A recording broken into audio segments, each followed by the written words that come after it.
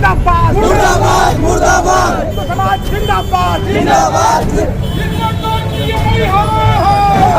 एक लव जिहाद वाले विषय है ये। इस लड़की को मुस्लिम समुदाय के लोग पुलिस के गाड़ी से खींच करके लेके गए हैं। इस पर विश्व हिंदू परिषद बजरंग दल आपत्ति दर्ज करते हैं। सबसे पहले लड़का जो है ना अपराधी प्रवृत्ति का 302 का धारा चल रहा है उसके ऊपर। मैं नहीं चाहता कि मेरी बेटी ऐसे साथ रहे और उसको पूरा माइंड ड्रेस कर दिए उसको। घर के माध्यम से मेरे घर आना जाना चाहते क्या साल कम नहीं होता सर, किसी को समझने के 1 महीना काफी होता है। अगर वो क्रिमिनल था तो 1 महीने में समझ सकते थे। आप 12 बजे रात को फोन करके मेरे बच्चे को बुलाते थे तो वो उस समय क्या था? आपके घर 2 जवान बच्ची है, आप एक मुसलमान लड़की बता रहे हो तो आपके परिवार में भी तो बच्चे होंगे।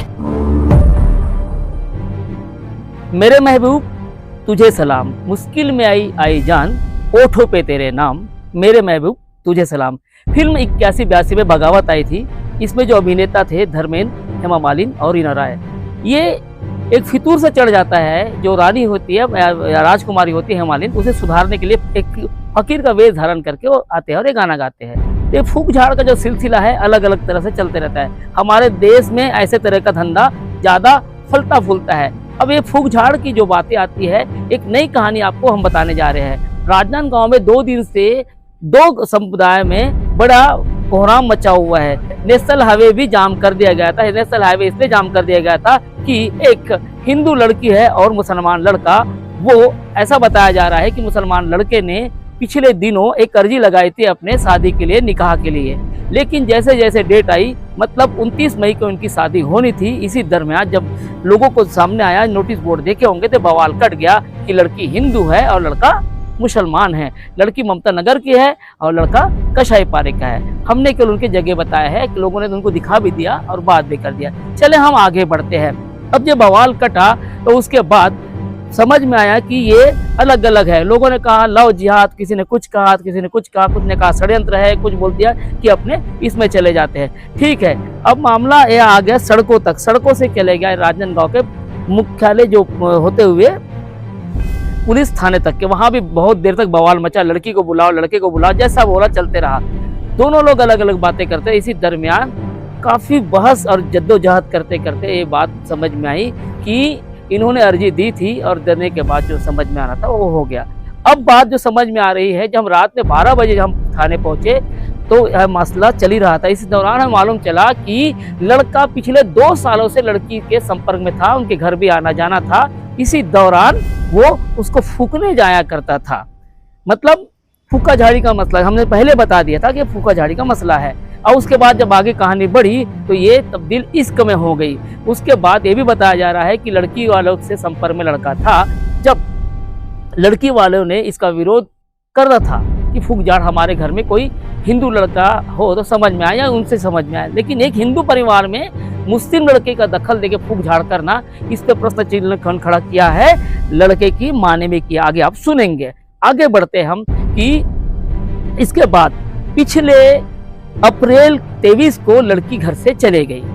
अब चले जाने के बाद कहीं न कहीं वो घर वालों ने खोजबीन की नहीं की उनके ऊपर है। लेकिन 23 तारीख को रात, मतलब 24 तारीख लग गए थे। इसी दौरान एक लड़की ने अपने जो वीडियो जारी किया अपने पापा को, और वीडियो जारी करने के बाद उन्हें बताया कि मैं अपने मर्जी से गई हूँ और आप इसे ज़्यादा तुलना दे, या फिर जैसे होता है आमतौर पे वैसा होता गया। ये बातें कहाँ समझ में आई हमको? पुलिस थाने में। और लड़की के बाप ने भी इसे स्वीकारा, क्योंकि कथित तौर पे हमारे पास एविडेंस नहीं है, लेकिन ये पुलिस के सामने पुलिस टीआई के रूम में कक्ष में ये बातें हो रही थी। वहां मैं भी मौजूद था। लड़की वाले के पिता उनके पक्ष वाले संगठन वाले मौजूद थे। उसके बाद ये बात आगे बढ़ी।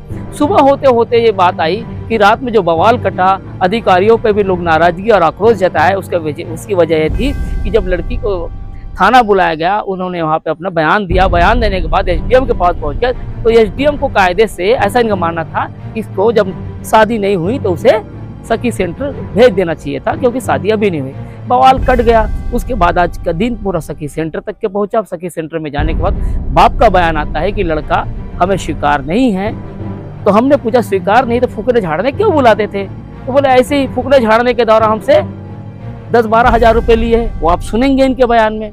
चलिए, हमको बाद में अलग बयान और मिले। लड़के की माँ की तरफ से उन्होंने बताया कि लड़के ने बहुत लड़की के ऊपर, उनके परिवार वाले के ऊपर भी खर्चा किया। जब लड़की का बाप एडमिट था, बीमार था, तब उनने कई रुपए उन पे खर्चे किए। मतलब दोनों ही लोग यहाँ एक दूसरे को जान रहे हैं, लेकिन कहीं न कहीं ये बवाल कटना है तो कट गया। लेकिन मसला ये है कि यदि इस लड़की की शादी नहीं हुई तो लोगों को सखी सेंटर में दे देना था, ऐसा कहता जाए।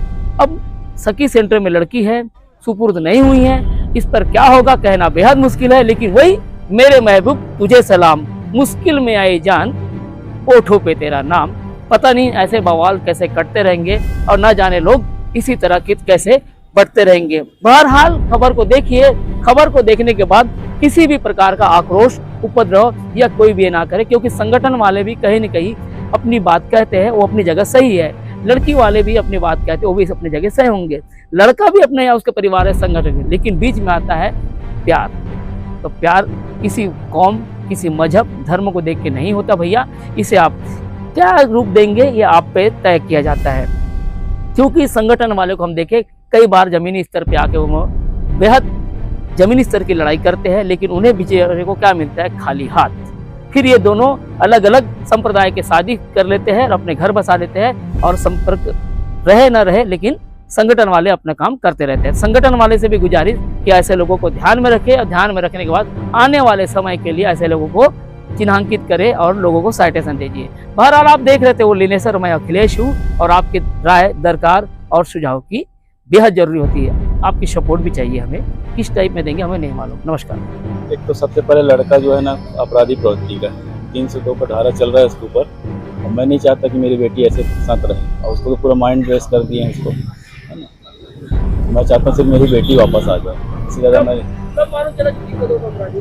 बहुत है। जब यहाँ भागने के बाद ही पता चला मुझे, इसके ऊपर बहुत से धारा और हैं उसके साथ साथ। आपका आना जाना कब से कैसे हो?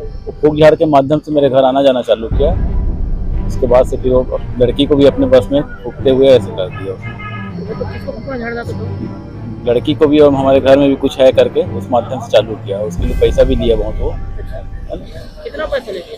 10-12 हज़ार रुपये लिया भी सामान का, और नहीं कुछ नहीं, सिर्फ बरगलाने का काम था उसका। कोई बाबा हुआ नहीं है, खाली उसके नाम से लव जिहाद का कार्यक्रम कराता है वो पठान लोग का, है ना।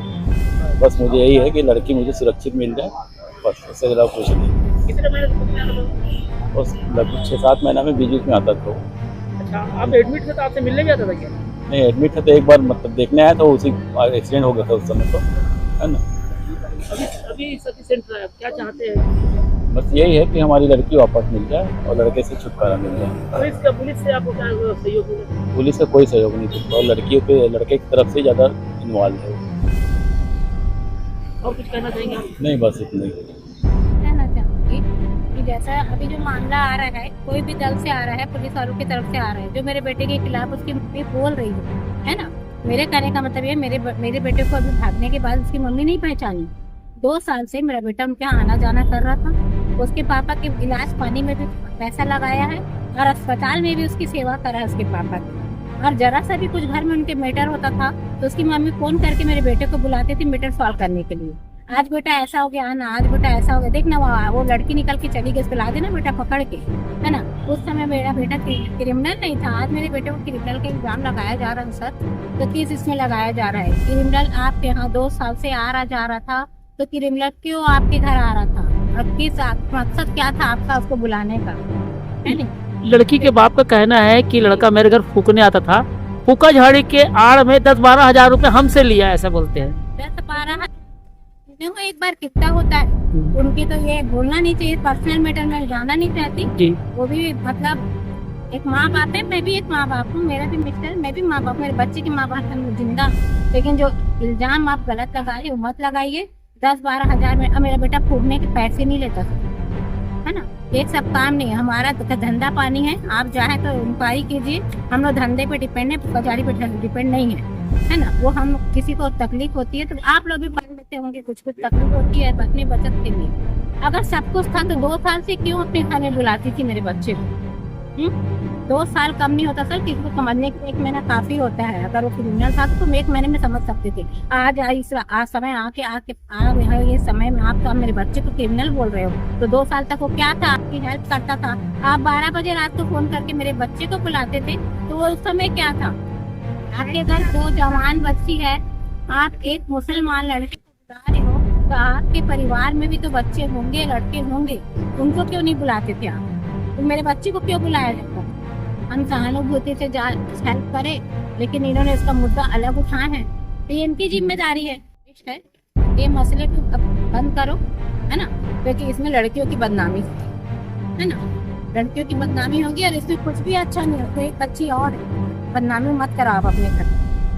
हम भी माँ बच्चे वाले हैं, बेटी बेटे वाले हैं, हम ये सब पसंद नहीं करते, है ना। शांति से जो चीज हो सकती निपटा दीजिए, है ना। ये तमाशा करना, वाद विवाद करना ठीक नहीं है, क्योंकि गेहूं के साथ घुन भी पिसाते हैं सब, है ना।